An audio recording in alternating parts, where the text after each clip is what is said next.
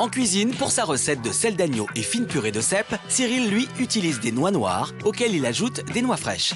Il va les faire sauter dans une poêle avec du beurre et quelques petits cèpes. Il les ajoutera sur sa purée au moment du dressage. Pour ma recette, j'ai voulu une viande exceptionnelle. J'ai pris de l'agneau de Lozère. Là, j'ai pris de la selle d'agneau, c'est le bas du dos de l'agneau. C'est une partie de la viande que j'adore. Elle est très tendre, très soyeuse. Et le fait de prendre un agneau de lait, c'est un goût encore plus léger, encore plus doux, qui s'accordera bien avec ma purée de cèpe et moi j'adore. Si Cyril a aujourd'hui choisi de cuisiner de l'agneau de Lozère, il n'est pas le seul grand chef à fondre pour cette viande exceptionnelle. Joël Robuchon l'a même surnommé le seigneur des agneaux. Mais quels sont les secrets de cette viande délicieuse? Quelles sont les particularités de l'élevage des agneaux? Et quels morceaux choisir pour cuisiner? Pour le savoir, nous nous rendons en Lozère, où la famille d'Olivier élève des agneaux depuis 5 générations. Le premier secret de la qualité de cet agneau si particulier, c'est sa race. C'est déjà un agneau qui est issu d'une race pure, la blanche du Massif central. La toison est blanche. C'est une brebis qui est un peu plus légère. C'est une race qui s'adapte assez bien aux variations climatiques. Pour fournir des agneaux toute l'année, les éleveurs étalent la période d'accouplement sur 3 saisons. La période à laquelle on lâche les béliers sur le troupeau s'appelle la période de lutte. C'est une période qui dure 15 jours, 3 semaines. Et donc on lâche ces 6 béliers sur un lot de une centaine, 150 brebis. Ils se régalent, hein, ils ont 150 brebis pour 6 béliers, donc voilà. C'est une période qui doit leur convenir, j'imagine. Le deuxième secret de l'agneau de Lozère, c'est la qualité du lait maternel qu'il tète chaque jour. Car ces bébés ne sont pas encore sevrés. Et ce lait maternel a un goût bien spécifique qui vient de la diversité des herbes que broutent les brebis dans les pâturages. Il reste quand même encore un peu de trèfle, un peu de luzerne, un peu de dactyle. Et le mélange à la fois du pâturage, du foin et des céréales va faire un lait varié et riche pour les agneaux. Sur l'année, les brebis ont la chance de pouvoir brouter 150 espèces végétales différentes. Terre d'exception, agneau d'exception, je crois que c'est tout à fait le cas ici. Hein. En fin de journée, les mères retrouvent leurs petits dans un grand brouhaha pour une nouvelle tétée. L'allaitement maternel a la particularité de rendre la chair des bébés très tendre. Mais le problème des agneaux nourris exclusivement au lait maternel, les agneaux de lait, c'est qu'ils ont peu de goût. C'est pourquoi l'agneau de Lozère ne se contente pas de téter sa maman. Dès l'âge de 15 jours, 3 semaines, en complément donc de ce lait, on va donner du foin issu de notre exploitation, ainsi que de la paille d'avoine. C'est une paille qui est un peu plus tendre que la paille de seigle, et les agneaux arrivent mieux à l'ingérer. Pour nous, c'est le complément idéal des céréales que l'on donne dans les nourrisseurs que vous voyez ici, orge, blé, pulpe de betterave, etc. Voilà donc le troisième secret de l'agneau de Lozère. En complément du lait maternel, il mange aussi du foin et des céréales. Cela va donner un goût plus prononcé à la viande. En résumé, grâce au lait maternel, il sera plus tendre qu'un agneau sevré, et grâce au foin et céréales, il sera plus savoureux qu'un agneau de lait. Ces agneaux-là ont un goût un peu plus relevé, une texture de viande fine, une saveur particulière que n'ont pas forcément les agneaux de lait. Ça, les bouchers et les clients le savent et le voient assez rapidement. Ouais. Pour déguster l'agneau de Lozère, rien ne vaut justement les conseils d'un bon boucher. Jean-Pierre l'affectionne tout particulièrement. Il reçoit toujours les agneaux entiers et pour les débiter, il commence par l'épaule. Il la ficelle pour faciliter la tenue à la cuisson. Une épaule d'agneau, on la fait tout simplement rôtir. C'est un petit goût de noisette, c'est un goût vraiment très fin et parfumé. C'est un goût qui n'a pas le goût du mouton, qui n'a pas le goût fort. Entre les 2 épaules se trouve le collier. Le collier que nous faisons en avarin d'agneau pour faire un sauté d'agneau, ou bien on peut faire en curry d'agneau, ça reste très tendre. Le collier est la pièce la moins chère. Vient ensuite le grand classique, le gigot d'agneau.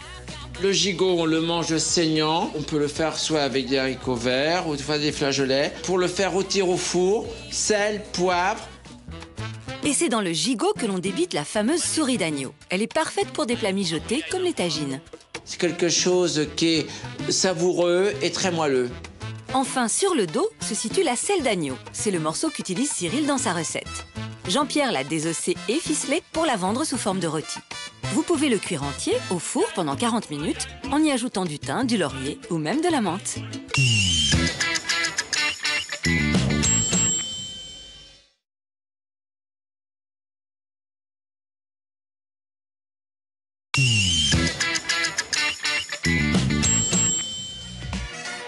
Pour sa recette, Cyril a voulu une viande d'exception, une selle d'agneau de Lozère. Il commence par l'assaisonner. Dans une poêle, il jette une noix de beurre. Lorsqu'il crépite, il y dépose sa viande. Pour qu'elle soit rosée à cœur, le chef la laisse à peine 5 minutes dans sa poêle. Ici, il a choisi d'utiliser une sauteuse. Avec ses bords hauts et droits, elle permet de faire sauter des aliments et de mélanger facilement. Mais des poêles, il en existe de toutes sortes. En acier, en cuivre, anti-adhésive, en céramique, mais aussi rondes, ovales ou rectangulaires. Pas toujours facile de s'y retrouver. La poêle à frire, c'est l'ustensile de base. Que l'on soit un grand chef ou une mère de famille, tout le monde en a dans sa cuisine. Alors, comment bien la choisir en fonction de l'utilisation que l'on souhaite en faire? Je vais tout vous dire. Direction le Val d'Ajol, dans les Vosges. Greg a rendez-vous avec Hervé de Buyer, l'un des derniers fabricants de poêles en France. Sa famille en produit depuis 1830. Bonjour Hervé. Bonjour, Greg, ça va? Ça va très bien, merci. Alors, dites-moi tout. Est-ce qu'une poêle se fabrique encore de manière artisanale, à la main? Écoutez, on pourrait encore, parce qu'on a le savoir-faire. Mais aujourd'hui, égard au marché, à l'étendue du marché, donc c'est plus possible. Mais par contre, on a gardé quand même une fabrication semi-industrielle. Vous allez voir, vous allez être surpris. Allez, c'est parti. La première étape, c'est l'emboutissage. On part d'une simple plaque de métal qu'on va mouler. Ici, c'est de l'acier. En une seconde chrono, on obtient la forme définitive d'une poêle. Il faut ensuite polir l'ustensile et surtout les bords pour éviter qu'il ne soit coupant. C'est ce qu'on appelle l'ébarbage. Il faut savoir que plus une poêle est épaisse, meilleure est sa qualité. L'épaisseur idéale ici, c'est 3 mm. 3 mm. Et en cuisine, c'est ce qu'il faut. Parce qu'il faut qu'il y ait un écran suffisamment important entre la source de chaleur et les aliments que tu fais cuire. Sinon, tu brûles, tu accroches, tu attaches. Notre poêle est presque prête. Mais avant cela, passage obligatoire dans une machine à laver géante pour enlever les graisses accumulées lors des différentes étapes de fabrication. Reste le montage. On fixe la queue et voilà, notre poêle est prête à partir en magasin. Maintenant que l'on sait tout sur la fabrication, comment s'y retrouver parmi tous les modèles qu'on trouve sur le marché? Greg a rendez-vous avec Alex, expert en la matière. Alors dis-moi, je suis ici pour tout savoir sur les poêles. Quels sont les différents types de matières utilisées? J'ai la poêle en acier. C'est la poêle de nos grands-mères et c'est aussi la moins chère du marché. Mais le modèle le plus répandu, c'est la poêle anti-adhésive. On l'apprécie parce qu'elle n'attache pas et qu'elle passe au lave-vaisselle. Dans le même genre, il y a la poêle en céramique. Elle est écologique car recyclable. Mais attention, lorsqu'elle est de mauvaise qualité, elle peut perdre son côté anti-adhésif au bout de quelques mois. Alors, comment bien choisir sa poêle en fonction de ce que l'on souhaite cuisiner? C'est parti pour un test culinaire. Premier test de cuisson avec de la viande. Regarde, tu n'as pas d'humidité qui ressort du tout, alors que là, regarde, tu as toute l'humidité qui s'en va. On est en train de caraméliser les sucs de la viande. Et ça, c'est inhérent à la poêle en acier. C'est vraiment pour emprisonner l'humidité à l'intérieur. Elle va être moelleuse, elle va être cuite à cœur parfaitement. Place à la dégustation. Alors, le premier, celui qui a cuit dans la poêle anti-adhésive. Et ensuite, celui fait dans la poêle en tôle. Ça n'a rien à voir. On a vraiment le bon goût grillé du steak. Voilà. Pour la viande, c'est donc l'acier qui gagne. Deuxième test avec des pâtes à la carbonara à réchauffer. Ici, c'est l'anti-adhésif qui gagne. L'acier, lui, attache. Autre point fort de l'anti-adhésif. C'est un produit qui est fait pour des choses à chair fragile, des choses qui attachent. Par exemple, des poissons un peu fragiles. L'idéal est donc d'avoir chez soi les deux modèles, en acier et anti-adhésif. Par ailleurs, sachez qu'il existe des poêles de toutes les formes, adaptées là aussi à vos aliments. Ovale pour les poissons, rectangulaire avec grille pour la viande, ronde avec des petits bords pour les crêpes, et enfin les wok avec de hauts bords pour faire sauter vos aliments. En cuisine, le chef a quasiment terminé sa recette. Il ne reste plus qu'à dresser. Il commence par former 3 quenelles de fine purée sur lesquelles il dépose quelques petits cèpes et ses noix sautées. Il ajoute ses tranches de noix noires, puis il décore l'assiette avec des gouttes de jus de cuisson. Pour finir, il dispose 3 jolies tranches de sel d'agneau.